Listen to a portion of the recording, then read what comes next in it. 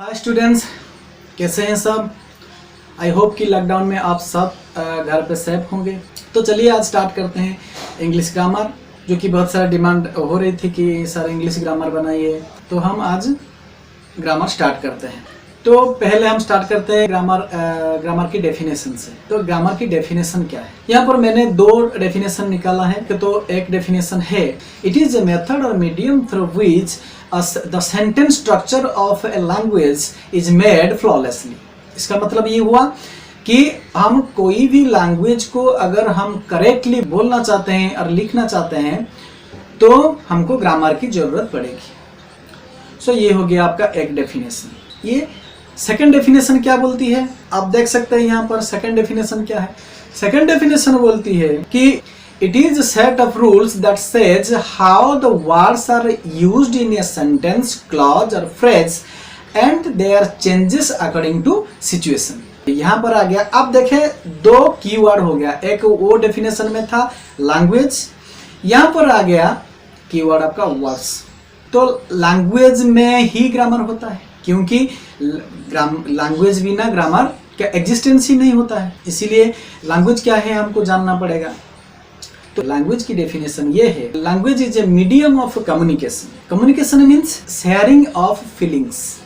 सो definition ये बन गई कि it is a medium through which we can express our feelings to other or others. Okay, तो ये हो गया हमारा डेफिनेशन। तो पहले लैंग्वेज की डेफिनेशन पता चल गया। उसके बाद हम चलते हैं सेकंड डेफिनेशन में, जो है वर्ड्स के बारे में। कीवर्ड है वर्ड, क्योंकि ये बोलता है कि ये एक सेट ऑफ रूल है जो बोलती है कि वर्ड को हम कैसे, सारे वर्ड्स को हम कैसे यूज करते हैं एक सेंटेंस में और एक क्लॉज में और फ्रेज में, और ये सारे वर्ड्स की चेंजेस सिचुएशन के अकॉर्डिंग कैसे होता है, इसको हम ग्रामर बोलते हैं।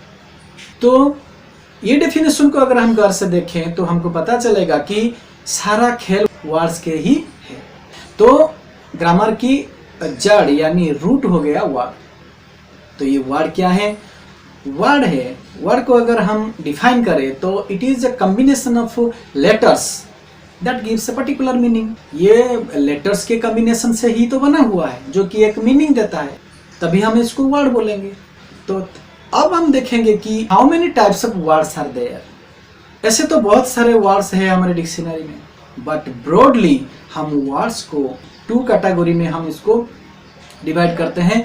एक है लेक्सिकल वर्ड एंड दूसरा है फंक्शनल वर्ड। लेक्सिकल वर्ड को हम कंटेंट वर्ड बोलते हैं और फंक्शनल वर्ड को हम स्ट्रक्चर वर्ड या ग्रामेटिकल वर्ड भी बोलते हैं।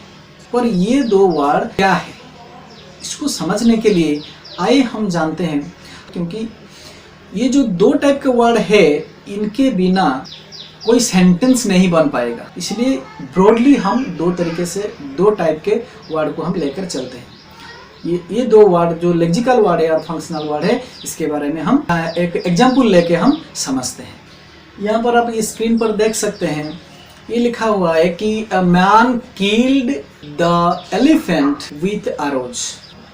यहाँ पर देखिए कि मैन किल्ड एलिफेंट एरोज, ये है आपका lexical words and A the with, ये तीन हो गए आपके फंक्शनल वर्ड्स।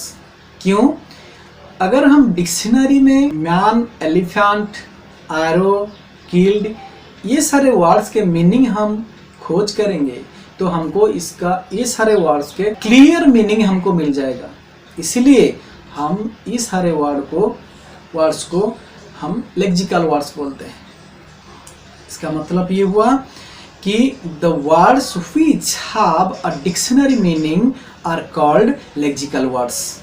सिमिलरली अगर हम ए, द और विथ को लेकर चलेंगे और देखेंगे डिक्शनरी में, ये सारे वर्ड्स के मीनिंग तो होंगे पर क्लियर मीनिंग यहाँ पर नहीं होगा। कि ए को आप देखेंगे डिक्शनरी में तो ये दिया होगा कि आपको ए का मतलब है कि ये एक इंडेफिनाइट आर्टिकल है, द को एक डेफिनेट आर्टिकल है, ऐसे करके दिया गया होगा, बट एक क्लियर मीनिंग नहीं होगा। फिर भी ये सारे वर्ड्स के बिना हम सेंटेंस नहीं बना सकते।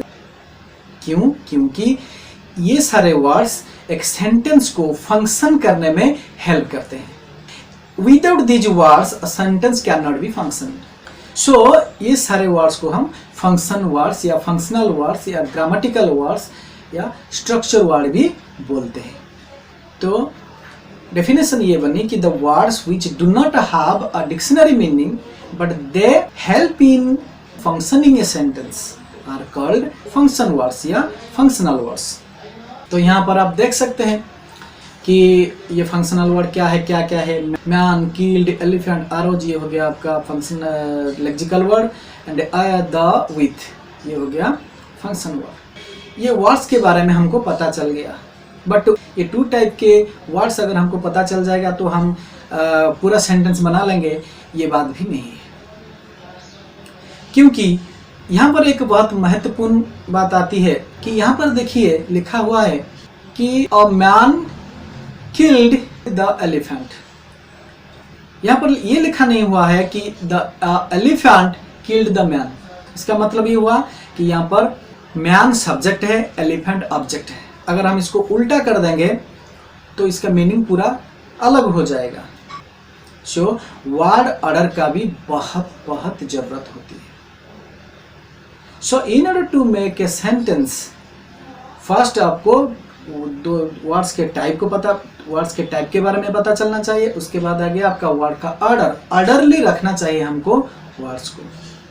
इसके बाद यहाँ पर देखिए लिखा हुआ है कि अ मैन किल्ड मतलब यहाँ पर ed लगा हुआ है। इसका मतलब ये सेंटेंस पास्ट टेंस में है, मतलब ये घटना घटित हो चुकी है, इसीलिए यहाँ पर ed लगा हुआ है। फिर अब देखिए विद आरोज लगा हुआ है। आरोज का यहाँ पर ये मतलब हुआ कि 1 से ज़्यादा आरो में ये हाथी को मारा गया है। तो हाथी को मारने के लिए 1 से ज़्यादा आरो की जरूरत पड़ी, इसलिए यहाँ पर s लिखा हुआ है। तो ये ed एंड s, ये दोनों को हम बोलते हैं इन्फ्लेक्शन। सो ये इन्फ्लेक्शन के बिना सेंटेंस के क्लियर मीनिंग पता नहीं चलेगा, इसलिए ये भी बहुत ज़रूरत होती है। तो हमको ये पता चल गया कि सेंटेंस को स्ट्रक्चर करने के लिए या सेंटेंस को बनाने के लिए 4 फंडामेंटल्स की ज़रूरत होती है। ये 4 फंडामेंटल्स क्या है? ये हो गया आपका lexical word, functional word, word order and inflections. Without these 4 fundamentals, we cannot make a sentence.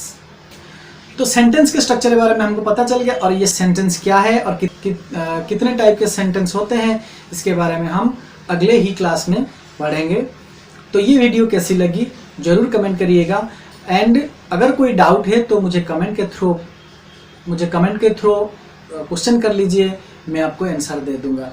Video को लाइक कर दीजिए और सब्सक्राइब कर दीजिए एंड बेल आइकन को प्रेस कर दीजिए ताकि आपको हमारे हर वीडियो आपके पास पहुंच पाए। Thank you.